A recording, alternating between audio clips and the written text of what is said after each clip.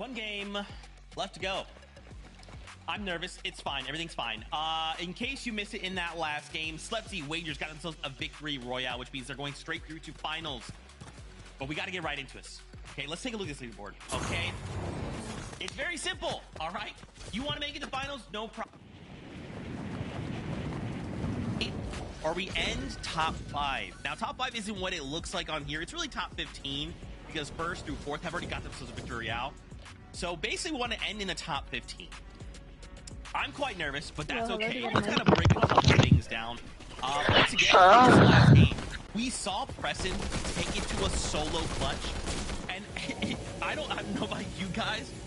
For a moment, I was like, I really hope they did not take a ton of storm damage. Like, I already saw Preston, like, at the end. You know, like, I really believed in my heart of hearts that Blake was just going to get through. But they're still looking really good, right? They're in a very good spot going into this last game. But we still need to have a good last game. Yeah, where are they? They're currently sitting in our top 5, right, or top 5 in consistency right now. So I think that they're probably in a pretty positive position to make it into grand finals for consistency. We actually look at EU. The qualifying cutoff was 143 points, and they're currently sitting at 203 points.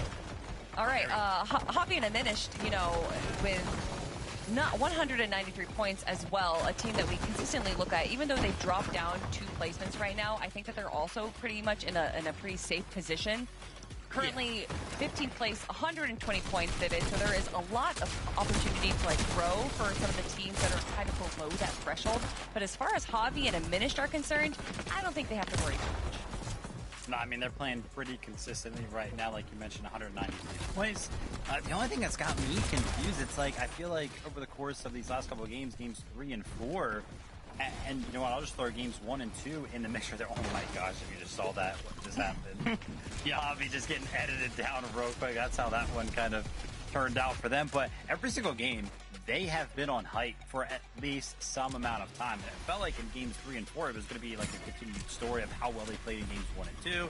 They were kind of just going to be able to ride out that high ground all the way until the end game and kind of compete for, you know, first, second, third, whatever it may be. But again, it's kind of like you blink and you might miss it, and they just don't fall up, and you're like, whoa, what happened to the team that was just on high ground? Obviously, we saw a little bit of what just happened to them right there, but I love the fact that they're going for high ground every single game. I would just love to kind of see them return back to form, see them holding that again. I will say, every time we've watched them in the end game, it does look like Javi and Diminished are kind of waiting a little bit patiently to go for high ground. They're not going it for too early, which we've seen some teams make that mistake. But they're going for high ground, and it feels like they're doing it just because they feel like they need to. And they don't have really the loadout or the materials to be able to hold high ground.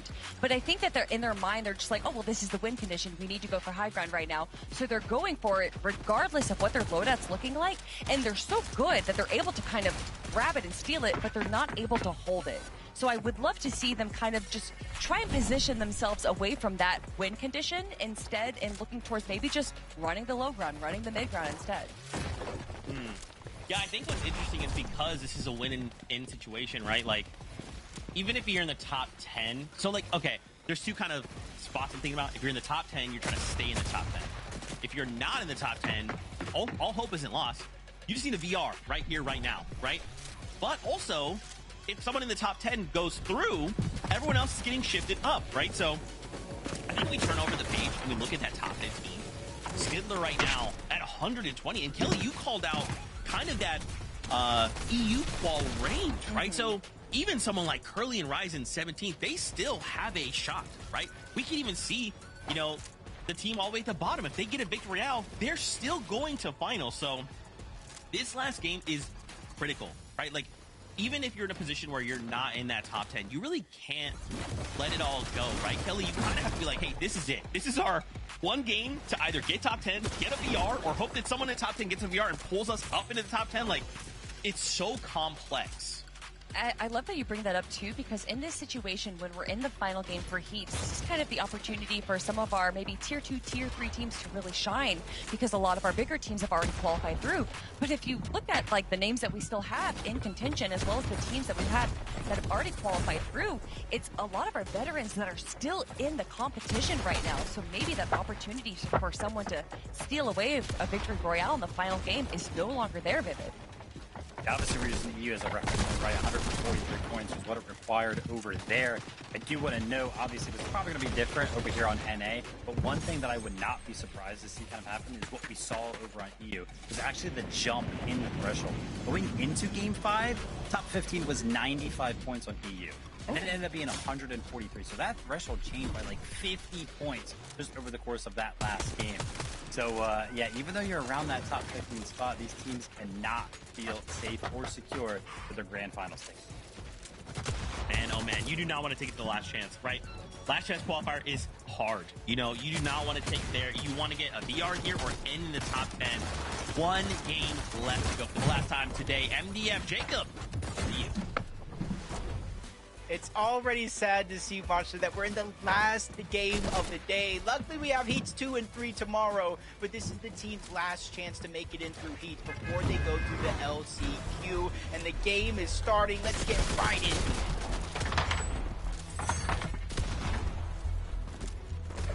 That's right, Game 5 is here, the last one of the evening on NA. A little bit of a late show as well, so thanks to everyone staying up, watching some good Fortnite here.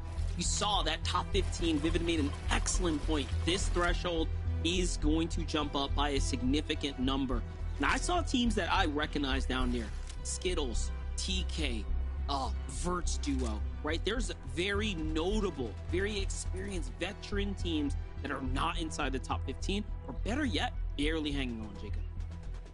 It's one of those moments to where everything you played for from the start of the year, technically up until now, truly gets put to the test. And right now that point threshold is 125 points. It's obviously going to increase as the day goes on, but Rom, this is one of those teams that was going for that straight 50-50 right out of the gate, right on the drop, and they haven't been winning it. That's why you don't see very many points on them. I like their strategy to switch teams up. With 4 games already done and gone, 4 drop spots open up, why not play yourself out and give yourself a shot? Love it. I love seeing duos have a winner's mentality, not giving up. That's the beauty of like this entire Heat format, LCQ, situation we have on hand. You really do have a chance. These players scrim, practice, and play all types of other competitive in-game hobbies, and they won, right? So they know it's all possible. It's just a matter of piecing it all together. And yeah, this may not be the most difficult stage, so yeah, you should be trying to win every single game, every chance you got, regardless of it. Rise and Curly this time around. We saw in game 1, they split this drop. They actually performed decently well. The rest of the games, they kind of fought it out. They had some successes, but also some downfalls. This time around, they're going back to just playing this game out. They're trusting their game IQ. They're trusting their strategy. My only worry for them is they're getting a little too close to Sandy Strip. Agers and Ritual will have almost nothing to lose in this last game of the day. You jump around, use Sanctuary, south side of the map. You got Lucian and Vivify's over here, and this is one of those contested drops to where even if you win it, it's so hard to make it out alive. The new Sanctuary is kind of in a canyon in towards the middle, and there's so many teams and split drops around that are going to box up, knowing you have to leave and try to get surge tagged. And right now, obviously, they don't have any visuals on the outskirts, so folks can just roll up, set up an ambush. But the thing about ambushes, you're gonna box them down here, caught out, trying to steal some loot, caught with the hand in the cookie jar if you could. Already lost his team and there for a finish. So vibes looking pretty good right now. Big finish up, clean up, looks just about the way they want it. And back to the other side. So Rise and Curly rotating to Ritual and Agers. Rituals and Agers, I feel like after last game, probably want to prove something right now. As Boogie and Cash gave them a little run for their money, took away a bit of their opportunity to frack, right? So I'm thinking they're going to want to play a serious, strong game out there to close up the night. Yeah, the timing for, looks like Rise and Curly couldn't have been more perfect. Aegis and Ritual already looted that side of Sandy Strip, and when they typically push out of their POI, it's towards the east of Four Fields. It's towards the southeast side of the map, so they don't necessarily return to that northern part of Sandy Strip this early in their game plan, so they might have escaped possible danger, but there's other teams nearby, so hopefully for Rise and Curly, they don't get caught off guard and able to scrap together a loadout. They feel confident going into the rest of the game. TK, you see this team off the distance. Seems like they put Rogue's team on the heels as Aoxy and Jojo are watching it go down. It's a team that is in contention, essentially, for the consistency placement points. Still have a ways to go, but an endgame is not out of the conversation, definitely not out of reach. Shadow and Berg on the other side, getting their hands absolutely messy here. Chasing down visuals and braids. I don't really remember where we left off on their points, but like we talked about it, no one is completely safe in this setting here. Just figure out where visuals and braids are. Okay, so they're, I want to say what, 15th would be at 125.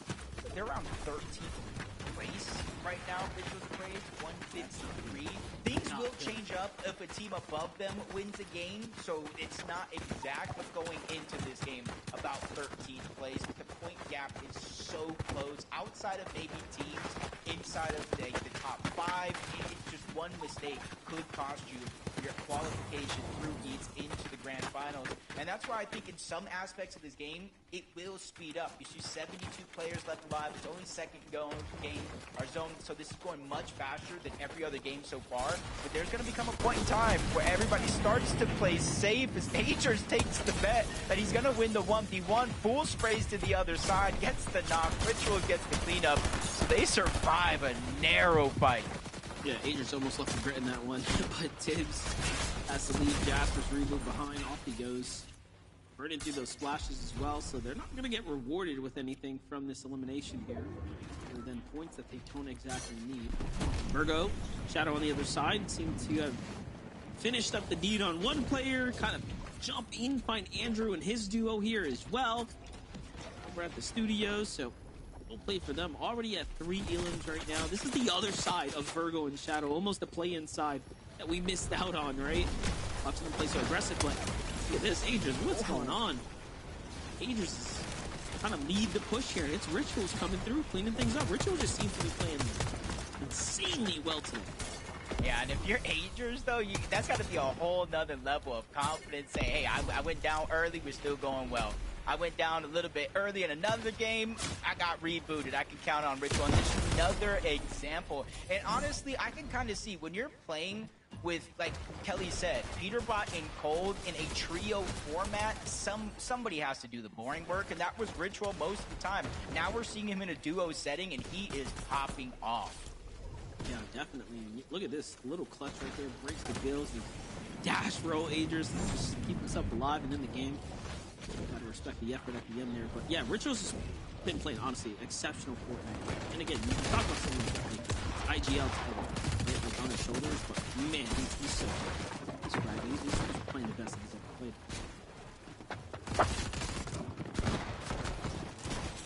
Ryan over here, this is where you can kind of see, we talked about 125 being on the line. They're that next place team, 16th, or say 11th in terms of overall consistency. They're only 5 points down, Monster. And I said this earlier, we've seen FNCS majors be decided by less than one elimination. Why not a trip to the grand finals as well? Shadow and Virgo continues their aggression. You said it early on to start this game. They're getting a little bit more aggressive early on this game, unlike any other one that we've seen so far, and they're continuing that trend. Prez, Liam, they got to watch out. Full health Shadow and Virgo are trying to break their way into that box. I'm watching here. Big shot comes through. The follow-up is good as well. See that combat AR putting in that big pressure there, but Virgo not looking to do anything too risky. Tries to wait for Shadow to back him up, but no. Punishment comes in, so Liam and Prez doing really well right now. Go ahead and all just hit reset initiation here, and Shadow Virgo, yeah, I was gonna say likely to give it up. Maybe not too confident, right? The way that one played out, so why not just get that fight? points. They're just in a situation here with their backs up against the wall where they have to win this game if they want to dodge that LCQ. Which, hey, anything can happen here. We've seen it happen before in history, so it's not out of the ordinary. 125, Sniper Dude and Avenger. This is the team that I'm talking about on the line. And this is kind of scary if you see that two of the teams, Max and his duo, landed Wonky Land. They qualified, so you got to watch out for any other teams, Cop, that intend to land Wonky Land in the grand finals. And if Avenger and Sniper Dude actually qualify as well, we could see multiple teams landing at Wonky Land in finals this season, unless anybody has a change of heart. Yeah, that'll definitely change things up as far as the overall narrative is concerned here. To get there first. I mean, yeah, again, talk about the next two teams, right? Someone's gonna, multiple teams, I assume, is probably gonna fall out of the Wonky Land. So I'm surely expecting a contested finals, if you will, but we'll see. You know, things always shake up, right? We were a good choice. This is a fight we've seen a few times throughout the day. Both of them in a similar situation of having to win this game in order to qualify for the grand finals here and now. Kind of see the situation that they're in. They're not far away from zone. Studios even has the mending machine for the HP if they are lacking anything. It's just about how you're going to get out safely. One of the biggest hurdles in a lot of these teams' game plan is how they're handling Surge when the zone rotates so far away. Yeah, and Day's team just has continuously fought inside the storm, so it's all trouble there. Meanwhile, the other team I talked about, Vert and Barney, just on the outskirts again. Looking through that glass window, trying to break in. Let's see what they can get done here. Atlas and Slays are off, though. That team takes off here, so... They actually have 5 elims. Okay, so Atlas and Slays are playing some good quarters. North side of the map, kind of working their way down. Kind of what we've seen throughout the majority of the day. 43 points again, another team where they can kind of see the storyline unfolding right before our very eyes, where they're going to make it to the grand finals through heats, going to need a big win. And where the zone is kind of going, I have to make sure I can see it, but it seems like it's going to be a sort of center zone. You see Dark Dominion there, just outside the edge of the zone, so it now it is centered up. Still 8 zones to go to pull these players around. As a jump on board Rise and Curly, 104 points. You know, they were inside of that bubble throughout the majority of the day. Going down early in that last game put them in this position here. Just luckily for them, they still have 2 win conditions. This fight going down for Shadow and Virgo. Fast, furious here to go ahead and try to finish up the elimination off the previews. Off to the races right now, running through the outskirts, but no, Virgo gets caught in the crossfire by other duos that were watching this aggressive chase happen here, and what looked like a perfect way to set themselves up for the end game here ends up turning disastrous. Now forced to double back here. What happened? Just kind of by that stat, you know, they lead the lobby in damage dealt, but also in damage taken. The duality of the sword, where sometimes you can make a lot of big plays happen, but sometimes you get stuck like that. There's Rogue, Spear, trying to break in the box onto Jojo Fishy, and they do get the elimination. That's big for them. You can see they're missing a little bit of loot, or they were up until they were able to pick up the loadout. The Shadow going back for the reboot over towards Humble Hills, runs into a whole nother team, but not just one. It looks like 2 overall. I was gonna say, but you know, for Shadow Virgo, they have nothing to worry about. They know they have enough points, so it's a much different level of pressure. It was actually Phoebe who was still there. Shadow just putting shots down, just letting him know he's not messing around. Meanwhile, he finds a solo he was originally engaging on, and you know he's gonna come back and like to look to finish it, but instead he says, "All right, we play this game out. We still want to win. We gotta respect them trying their best here. This is good." Come with some risk. Trying to see who is all looking the way. Maybe Fabio, Broken and Sandman, top of the mountain. But with nobody directly nearby, this might be a chance. Even if he gets knocked, that Shadow can try to go and get it. But it does look like Virgo is going to make it most of the way down. So even though we might have some questions about the loop, what is it going to look like, how they're going to get it, they're at least giving themselves a shot at getting back together as a duo. But look at this, Eoxy Jojo rotate right into Rogue, FNBR, and Spear. They get the initial tag. Although they were caught off by surprise, Eoxy gets finished and Spear comes through and seems like, man, just to pick one up himself. Like that, these are all new teams trying to fight for that victory out here and now. City, Flexes, still inside the game. Evolution Vibe still in this game as well.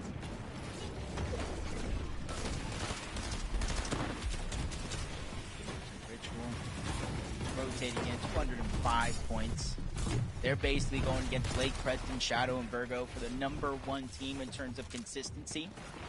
Not having won a game on today, but you're kind of seeing the struggles that Rise and Curly are actually going through. Yeah, they have their loadout, their iron pump, their pistol, 3 slices of pizza, but 50 on the Chug Jug, and you notice that he has this zip line. There's no shockwaves, no gloves. That zip line, it can cover distances quick, but it leaves you at the utmost risk of getting tagged. You're not going to be able to ride it long, so good luck to them if they plan to actually use it. There's Shadow, Virgo, south of the zone right now. Action just doesn't stop them. But the zone favoritism doesn't hurt, given that they just rebooted their way back in. We have Preston and Blake positioned up right above them, just kind of on the mountain here, looking downwards. Virgo and Shadow know this danger nearby.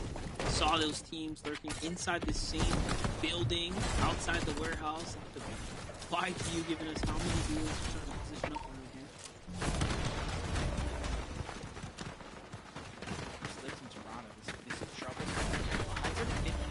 So they're inside of the bubble when it comes to consistency, but 523 below the damage threshold.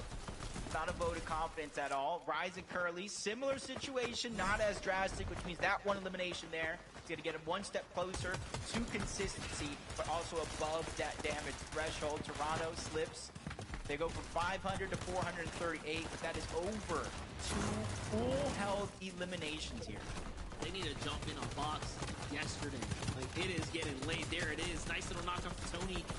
You have another opportunity here. They go for the down body first. Get a couple tags here. Not quite enough to get them out of the fire, though. Oh, this little brief bit of hesitation. There goes another team getting greedy right here. Are they going to push out of the box? They're going to sit back and blow through what's left of their heals. This might be a huge mistake. I think they needed to go for that for that stone wall that was just getting refreshed right there when they had a chance. But hey, the 50-player threshold hits in. They get to buy themselves a little bit of room now. There's a great tag here on the rotate, Jacob. Yeah, damage is absolutely needed. I was going to say, it's not over just yet. We do need to get down to around 40 players, and all that work seemingly going to waste from 500 to 300, back up to 500, end up in a fight. Good damage, but Slip's taking about 150 himself, so it's not really going to move the needle in terms of Storm Surge, but they're continuously pushing themselves to their limits. They push up onto one, but melee shockwaves away. All these opportunities at damage are going right out the window as they still have to cover more distance to get in. Luckily for them, in this moment, Storm Surge is deactivated, but a couple of seconds, it's going to turn right back on. It's so interesting how it works. You take that damage, and all of a sudden you're, again, losing in the exchange, right? You really have to give out more than you receive. Clock is still ticking, though. They're still in the race. 169 is impressive nonetheless. They could, again, be inching their way up to what might just be the bar, right? They're almost setting the threshold potentially here. So even if they do fall early, can they get more points? There it is, a little bit more placement points. They're still in this right now. Yeah, that cushion, they just need to continue to do that. either eliminations or just taking out a full team to 61 below. Toronto goes down. Storm Surge doesn't take him out yet, so they can still get Nice the revive. tags. Good job on the slip to do that. Get the tags in. Storm Surge actually turns off. They get to 40 players, but Slip's realizing I cannot be the hero in this situation. I just have to get more points. I think he made a wise decision here. I love it. I love him just rotating out, playing smart, going for placement points. That is the difference here and now. Instead of getting greedy there, all he has to do is just maintain life, choose life, and earn points here and now. 175. Meanwhile, Rise and Curly are just clawing their way up this hill now. They need to jump up 50, 60, 70 points if they want to solidify their way into consistency here. It's going to be very close now. Things up, change up the narrative. Yeah, they're already inside of that bubble as well. So if this team here, Albo and Listen, do end up with a victory royale at the end of this one, it opens up a spot at the bottom of that consistency leaderboard. And right now, it doesn't look like they're going to give it up easy. Looking down below, trying to put pressure. Allo even reconnecting, so getting chopped is going to be a much more difficult task. There's Curly and Rise down below. You see the two different stages. A team up above that has very little to worry about versus Rise and Curly on the ultimate low ground, having to sacrifice HP just so they can get to the front side of the zone.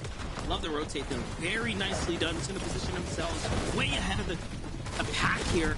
They're looking like they're cut above the rest, but no, Curly gets caught off on the tail, and a duo jumps right down. And it's status in higher came there, unfortunately, and now Rise is left as a solo. This is going to be near impossible to try to win. Meanwhile, high ground is just snatched up by Agers and Ritual.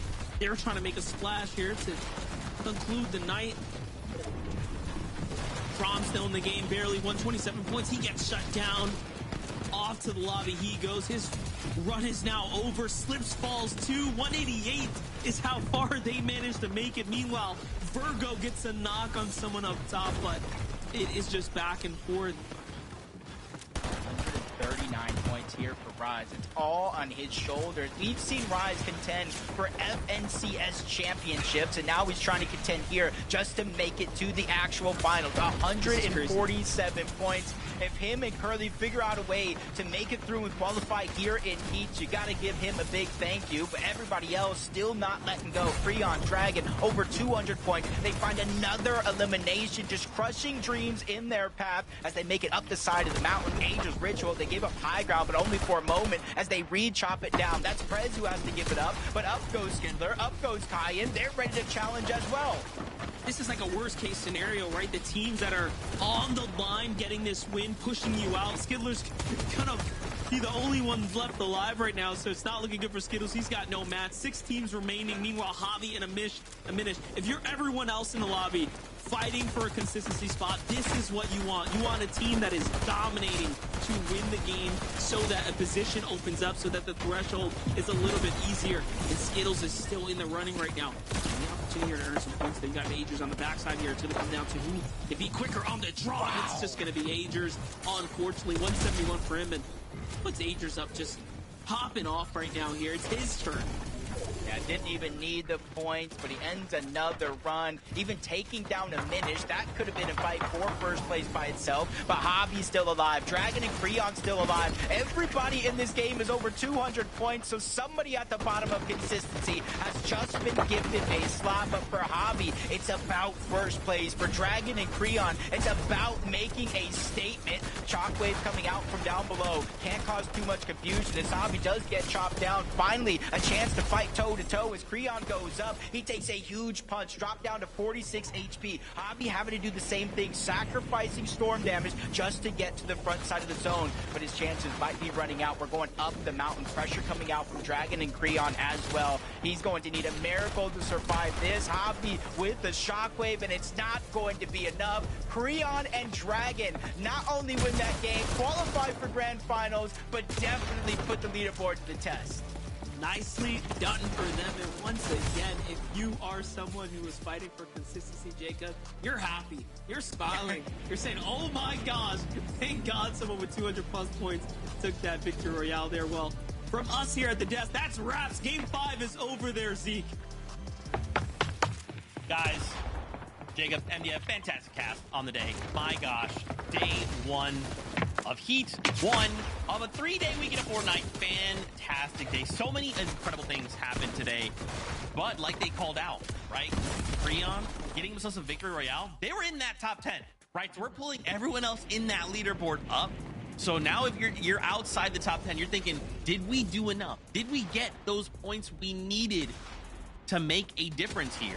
And I mean, for again, to shout out Creon and Dragon again, we saw them in that last game, right? These guys were moving and grooving, and now they get themselves a victory royale. So there's even more credibility to the duo, which makes me excited, right? Because then we take it to a finals lobby, and it's like, okay, yeah, I remember them back in Heat 1. They were kind of cracked.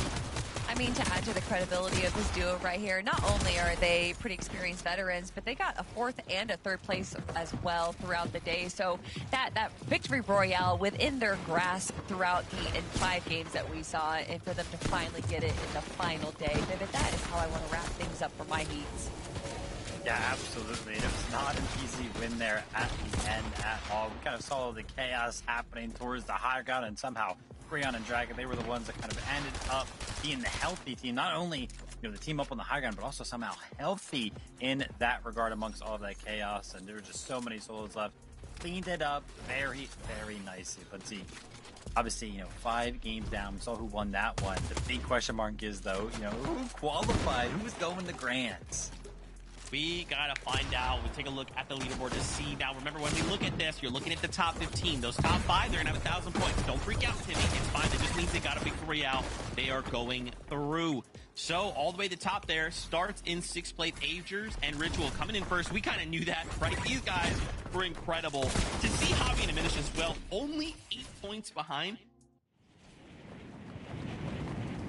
Lobby, right? Like I feel like some duos would look to just get the VR and move on, but to kind of sit there and go like, no, we need to practice. If this was a finals lobby, we need to be consistent if we want to place and go to Summit. Well, I mean, if you missed my incredible segment at the start of the show, you would know that Javi and Administer are relatively new as a duo just before Major 1 forming together. So you're totally right, Zeke, having this opportunity to play a few games together and still be able to prove to everyone that there is a reason why they got 1st place out of the play-ins, to see them perform so well right now. I just love to see it, Vivid. But we got so many big names here. I love that Blake and Preston, who were so close to auto-qualifying, still break it into our top 10. And then, of course, one of your favorite duos, Shadow and Virgo there as well. I feel like they didn't have like a necessarily pop-off game or anything like that, like I'm kind of used to out of Shadow, but they played consistently throughout today, picking up 3rd place on that consistency leaderboard, so that's going to be definitely enough to make them go to the grand finals. Also got to give a big shout out to Listen and Aloe. I feel like their last couple of games were really good, and yeah, that follows suit. Taking a look at their match history, the game number 4 was a 2nd place, and then that last game right there was a 6th place. So they got a majority of their points just in those last 2 games. Now that we've talked about all of the teams that are on the first page, Z, we know what time it is. 2nd page time. That's right. 15th is the cutoff. Let's take a look. I am happy to report 14th place, Curly and Rise do make it through. This is big, right? Like this is a duo we were kind of looking to. Recently formed, a Vet and Rise, right? Now, if we look at some of their placements, we did have 2 kind of not great games, 43rd and a 42nd. But remember, these guys were contested.